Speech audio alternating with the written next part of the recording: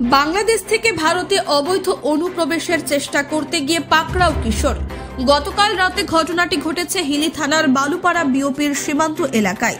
ঘটনায় পাকড়াও কিশোরকে জিজ্ঞাসাবাদ করে হিলি থানার পুলিশের হাতে তুলে দিয়েছে বিএসএফ। বুধবার ওই কিশোরকে গ্রেপ্তার করে জুভেনাইল জাস্টিস বোর্ডে পেশ করেছে পুলিশ। বর্তমানে ওই কিশোরকে শুভায়ন হোমে পাঠানো হয়েছে। এদিকে বাংলাদেশি অনুপ্রবেশের ঘটনায় সরব হয়েছে বিজেপি। রাজ্যের উপর দায় চাপিয়েছেন তারা। পাল্টা তৃণমূলের তরফে পাল্টা দাবি করা হয়েছে। এখন এসে এসব কেন বলছে বিজেপি? পাল্টা প্রশ্ন তৃণমূলের। বালুপাড়া বিওপির ভারত বাংলাদেশ সীমান্তে কর্তব্যরত এক জওয়ানের বাংলাদেশ এক কিশোরকে অবৈধভাবে অনুপ্রবেশের চেষ্টার ঘটনা নজরে আসে। ঘটনায় ওই কিশোরকে পাকড়াও করে কর্তব্যরত জওয়ান। তারপরে ঘটনাস্থলে বিএসএফ এর আধিকারিকেরা পৌঁছায়। ওই কিশোরকে জিজ্ঞাসাবাদ করে বিএসএফ আধিকারিকেরা। ওই কিশোরের নাম অপন চন্দ্র সিংহ, বয়স 17, বাংলাদেশের ঠাকুরগাঁও জেলার বালিয়াডাঙ্গি থানার থুমনিয়া গ্রামের বাসিন্দা। ওই কিশোরকে জিজ্ঞাসাবাদের পরে রাতেই আইন প্রক্রিয়ার মাধ্যমে হিলি থানার পুলিশের হাতে হস্তান্তর করে 151 নম্বর ব্যাটালিয়ন বিএসএফ। ওই কিশোরকে গ্রেপ্তার করে অনুপ্রবেশের ঘটনার তদন্ত শুরু করে হিলি থানার পুলিশ। বুধবার ওই কিশোরকে জুভেনাইল জাস্টিস বোর্ডে পেশ করেছে হিলি থানার পুলিশ। পুরো ঘটনা খতিয়ে দেখছে পুলিশ। এই বিষয়ে হিলি থানার আইসি শীর্ষেন্দু দাস বলেন, বিএসএফ একটি বাচ্চাকে দিয়েছে, আমরা আইনানুগ পদক্ষেপ করেছি। আবারও দেখা গেছে হিলি সীমান্তে বাংলাদেশি ধরা পড়েছে। এবার হিলি সীমান্তে রাতের অন্ধকারে প্রবেশ করতে গিয়ে এক তরুণ ধরা পড়েছে বাংলাদেশি হিলিতে।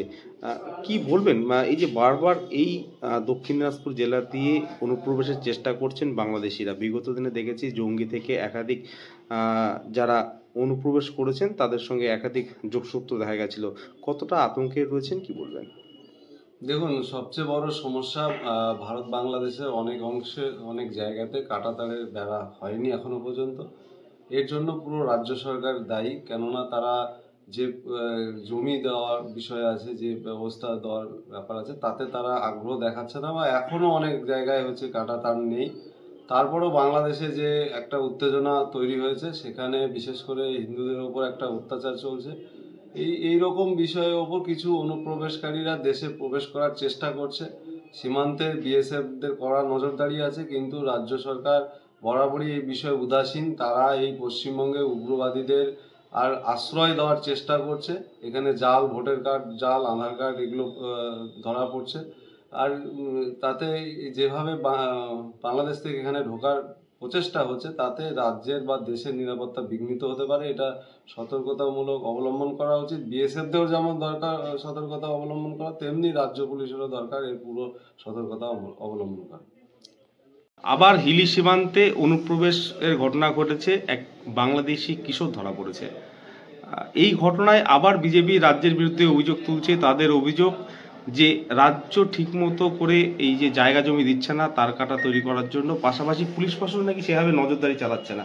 বিএসএফ এর পাশাপাশি সতর্ক পুলিশ প্রশাসনকে থাকতে হবে বলছেন বিজেপির জেলা নেতৃত্বরা। কি বলবেন? বিজেপির জেলা নেতৃত্বরা না জেনে কথা বলছেন, মূর্খের মতন কথা বলছেন।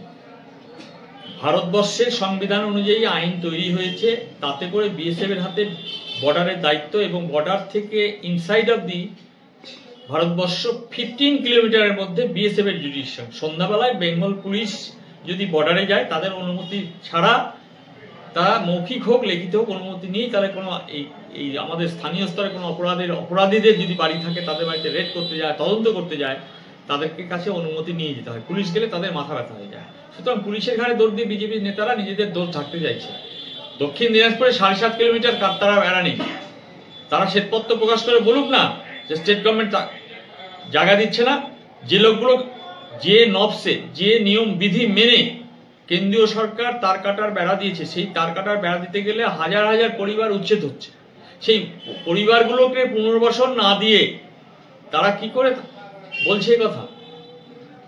তাদের একটু লজ্জা করা উচিত যে তারা আমাদের নাগরিক, আমাদের দেশের নাগরিক, তারা গৃহহীন হয়ে পড়ছে। সেই জন্য তো 7.5 কিলোমিটার দিতে পারেনি। তারা এতদিন হয়ে গেল তার কাটার বেড়া, আপনারা মনে করুন আজ থেকে প্রায় 20 বছর আগে থেকে শুরু হয়েছে। আজকে কেন দক্ষিণ দিনাজপুরে 7.5 কিলোমিটার হয়নি? এখন বিজেপি টনক নড়ছে। 10 বছর ওরা ক্ষমতায় ছিলেন, পূর্ণ পিরিয়ড গুলো পার করেছেন, কেন নজর দেননি? আজকে কেন্দ্রের দোষটা রাজ্যের ঘাড়ে চাপিয়ে দিয়ে নিজেদেরকে বাঁচবার চেষ্টা করছে, লুকোবার পালাবার চেষ্টা করছেন। মানুষ ওসব বোঝে, আর মানুষ বোঝে বলেই লোকসভা নির্বাচনে জেতার মিথ্যা প্রতিশ্রুতিতে জেতার পরেও সাধারণ মানুষের ভোটে সমবায় নির্বাচনে বিজেপিকে ধুয়ে মুছে ছাপ করে দিচ্ছে। রাজনৈতিক উদ্দেশ্যে শুধু একটা কথা বললে হবে না, মানুষের মনটাকে দেখতে হবে, মানুষের সুবিধাকে দেখতে হবে, মানুষের অসুবিধাকে দেখতে হবে। আজকে 7.5 কিলোমিটার যে রাজধানী, তাতে আপনারা দেখুন, চলুন আমার সঙ্গে, আমি আপনাদের নিয়ে যাব। দেখুন যে প্রপোজ কাটাতার যদি নবস মেনে দেওয়া যায়, তাহলে কত লোক গৃহহীন হয়ে পড়বে, কত লোকের সম্পত্তি ওপারে যাবে। আপনারা জানেন কাটাতারের ওপারে সম্পত্তি রয়েছে ভারতবাসীদের, সেখানে চাষাবাদ করতে গিয়ে বিএসএফ এর এই বন্দি দশার মতন যে করতে হয়, তাদেরকে সকাল 6টার মধ্যে যেতে হবে, আবার 12টা থেকে 1টার মধ্যে ব্যাক করতে হবে, আবার বিকেলবেলা তাদের এন্ট্রি নেই।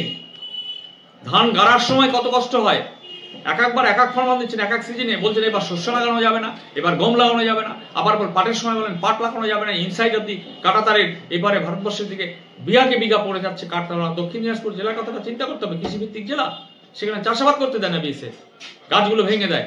ডিএম এর কাজ সাহেবের মাধ্যমে আমরা বহুবার তদবির করেছি, বিএসএফ এই মনোভাব কোনোদিন পরিবর্তন করতে পারিনি আমরা। হিলি থেকে মান্টি সিং এর রিপোর্ট, কুলিক নিউজ।